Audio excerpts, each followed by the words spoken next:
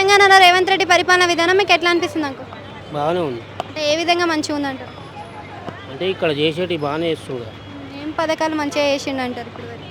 ఇప్పుడు లేడీస్కు ఇచ్చినవి, మళ్ళా ఊర్లలో ఇండ్లు ఇచ్చారు కదా. అంటే సర్వేలు చేసిండ్రు కానీ ఇల్లులు వెనకకి జరిగింది. సర్వేలు చేసిండ్రు కానీ ఇల్లులు ఇప్పటి వరకు చక్కగా రాలేదు అని అంటారు, మీరేమంటారు? ఇక్కడ చూడు.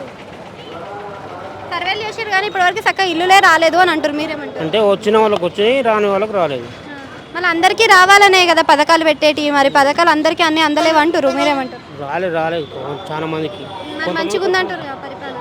ఇక మంచిగా ఉందంటే ఏమని చెప్తాం, మరి బాగుందంటే బాగుందని చెప్తున్నాం.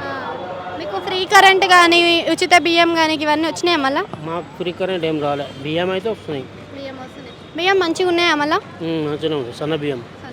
కేసీఆర్కి రేవంత్ రెడ్డికి తేడా అంటే ఏం చెప్తారు? కేసీఆర్దే బాగుంది. ఇంకా ఇప్పటిదాకా రేవంత్ రెడ్డిది బాగుంది అన్నారు, ఇప్పుడు కేసీఆర్ అంటే మరి ఇప్పుడు రూలింగ్ పార్టీ కదా, మనం చెప్పవలసి వస్తుంది అంతే. కేసీఆర్లో ఏం బాగుందంటే పరిపాలన ఏం నచ్చింది మీకు ఆయనది? ఆయనే పథకాలు మంచిగా ఉన్నాయి.